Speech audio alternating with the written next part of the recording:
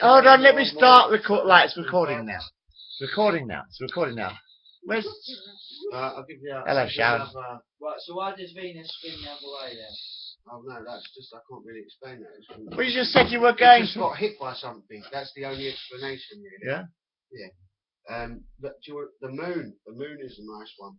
Venus. The theory behind. My sister was Venus. She's dead. Oh, sorry. Big pun. Sorry. Yeah, my sister is. But anyway, yes. Sorry. No, I was just gonna say, why is Venus turned the other way around then? An impact during the early stages of the solar system evolution, most likely. Because the moon is one I like. It's a nice little mystery that we reckon we've solved now. what's that? Basically, there was 2 planets that existed in the Goldilocks zone. Yeah. Goldilocks zone being. What's the Goldilocks zone? Goldilocks zone is the place where the temperatures are just right for water to exist. Think about it. Well, what's in the Goldilocks? The Goldilocks zone is a place where it's a place where it's the distance minimum and maximum away from the sun that water can exist. Basically. What is it? What is it? What? Well, the sun has got a certain temperature, yeah? Yeah? The star. Well, the Goldilocks zone is a rocky planet that exists within this zone is where water can exist. Think about it. Water only exists from 0 to 100 degrees approximately. It freezes at 0, it boils at 100. Yeah? So all life needs water. Yeah? So you have to be a certain distance away from the heat source, i.e. the sun, for water to exist. Now think about a temperature scale. Yeah, Lee, I'll have one. No, I've got one. I'm not getting a beer, I'm just looking at the window. It goes from minus 274 Celsius to millions and millions and millions and millions and millions. And water only exists in 100 degrees Celsius. Yeah. That 100 degrees is the Goldilocks zone. All right. So what is within the Goldilocks Anyway, zone? there was 2 planets in the early but hold on, which planets are within the Goldilocks zone? Just Earth. Just Earth. Just Earth. No other planet. No. Oh, right. That's why we live. That's why we live in the Goldilocks zone. Of course we do. That's why we're alive. Okay, do you know why it's called the Goldilocks zone? Because Goldilocks, she went to eat the porridge. One was too cold, one was too hot, but the one that she liked was just right. That's why it's called the Goldilocks zone. This bed is too hard, this bed is too soft, this bed is just right. Which bed was too soft? So it's just right but for life to exist. This area, okay? Oh, right. Right, so that's where the Goldilocks principle comes from. Anyway, there was 2 planets. You're telling me a fairy tale or what? No, there was 2 planets in this region in the early evolution of the solar system, and they collided, yeah? And one of them smashed up, yeah? And the other one, we reckon that Earth was the other one. We got liquid. We got a contribution from that planet to our liquid iron core. And anyway, but the Theia, I think what they called the planet. Theia was called sister planet. Theia means sister in Greek, I think. What's Theia? Theia. There. Theia. Oh, right, I've got a niece called Theia. But that's why this planet was called Theia, because it was in the same Goldilocks region as Earth. They both collided, and then the rubble left after the collision that was all around Earth, kind of like the rings of Saturn. Yeah. It snowballed. Oh, right. So the rings of Saturn, what are they made of? They're made of what? Different densities of debris orbiting. That dust is like a kilometre or so thick. Like it's very thick, maybe even like hundreds of kilometres. I really don't know. I can't remember. But anyway, the Earth had rubble all around it, and that snowballed under gravity. It started collecting together, and that's what we call the moon. The moon is the rubble left over by a collision between 2 planets in the Goldilocks zone. And the moon actually moves further and further away from the Earth every year. Does it? Yep. Oh, Yep. The tides change. Oh, have you ever seen Space 1999? You know the moon. Oh, wait a minute. Hold on. So the moon's moving further away every year. Have you ever seen Space 1999? The TV show? No, I haven't. No. Oh, God. It was about the 1970s. And what happened was there was a collision of a meteor or something that hit the moon. Something hit the moon. which knocked the moon out of orbit, and the moon just kept going further, and then Moonbase Alpha, like in space 1999. That's what this is about, I think. Yeah, Moonbase Alpha it was in space 1999. And what happened was a meteor or something knocked the moon out of orbit, and the moon just kept drifting away from the Earth, getting further and further away from the Earth. And the stories, it's a bit like Star Trek, but the stories are all about, you know, different planets they meet as they go along. So that's actually quite plausible now. If the moon is actually really moving away from the Earth, that makes space 1999 sound quite plausible. Oh yeah, if anything's energetic So enough the moon can move. Enough, the moon is moving out of orbit, moving further away. Well, it's moving further and further away because it's not stable yet. If you think about gravity, yeah. If you think about my fist, yeah. Imagine I'm holding a rope, yeah, with a rock tied to the end of it. If I swing the rope like this, yeah, my hand is the sun, yeah. Oh. And the rope is gravity, which is holding on to it, and the rock is at the end of the rope. Now the rock is trying to get away from me. As I'm swinging it around, its acceleration is always at a tangent to the orbit, if you like. Yeah. Right, yeah. So as I'm spinning it, the rock is always wanting to move away. Oh, what, like when you're swinging a hammer, or, you know, like swinging the ball. Yeah, exactly. So it's sort of like the motion increases. That sort of like the more you swing it. That's how we can trace planets. So that's like it's like when you're the Olympic sort of thing when you're doing the hammer throw. Whatever. The more you swing it, the planet is the hammer, the body is the sun. Right. Oh, right. Yeah. So if you think about this, is how we can actually track planets outside of our solar system. Is the moon actually moving further away from the sun? Yeah. Yeah. But think about this, Think about this.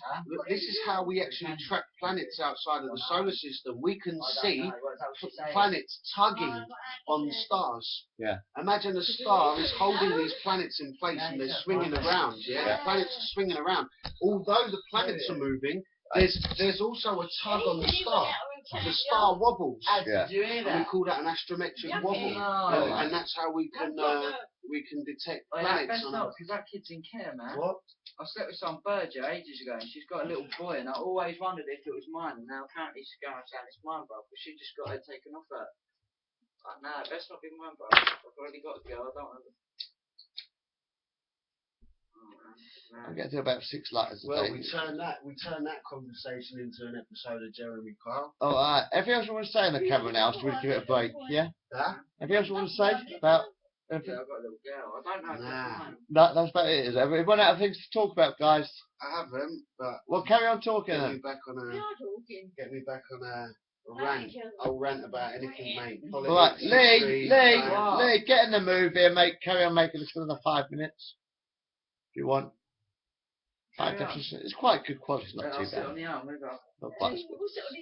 Sit on my lap. It's much better quality than it was. Alright. Alright, I'm out of here. There we go. There's the threesomes. Alright, talk to them, guys. Treat them myself. Oh, Arabia. I haven't talked about Arabia yet. Talk about that. Saudi Arabia. It's not called Arabia. Called Saudi Arabia. You're going there. You've got a compound we're allowed to drink. So should we get on? Let's get a nice debate going. All right. What do you think about the US and gun control? They haven't got no gun control in the US. Think they should have gun control? Yeah. Like stricter? I think you should be allowed to carry a hammer. I think you should be allowed to. But, I mean, they're never good control. I think we should be allowed. I don't give a small reason. They're never going to. No, but I think if someone burgles your house, if someone breaks in your house and you're there, I think you should fucking be allowed. America's too big. That's right, man. That's the way I see it is on small scales. Shoot them. On small scales, being allowed the right to bear arms doesn't really work because it puts more guns on the street, blah blah blah. But on the large scale, I mean, if you've got the right to bear arms, then your governments can't take the piss, if you like. Like if we had a military coup right now, like if the military wanted to take over the country, there is nothing there's nothing in Europe besides the Belgium, the Swiss, like that we can actually do. What are we going to do? Are we going to try and revolt with kitchen utensils? We can't do shit on the large scale issues. The right to bear arms seems fucking necessary because if we need to do something as a people, as as one, then we should be able to. Like, what did Winston Churchill say? He said the first way to take control of a people is to disarm them. You know, you disarm the people and you've taken away all of their ability to fight back. You look back to the 18th century and the 19th century, people used to carry pistols for defence. You think about Dick but there are too many nutters in the world but in now. England, but in England, you think about things like you only had one shot in the pistol, though, didn't you? Yeah. Because how about this? How about this one? Right. In the old days, in Dick Turpin's days, right, and that's sort of like 18th century, is it, or 19th century? I think it's the 18th century. And everybody carried a pistol, but it only had one shot in the pistol because the pistol was for defence. Have you ever had any experience in what's it called when you're standing back to back and you've got to shoot each other? What's it called? Duel. No, not a duel. A duel's a sword fight. Duel is a sword fight. What's wrong with the pistols? What, when you midday? stand back, Midday? yeah. When you stand back to back with a pistol. Gunfight. Gunfight. There's another word for it. There's another word for it. Shootout. The shootout, yeah, but it's between one on one.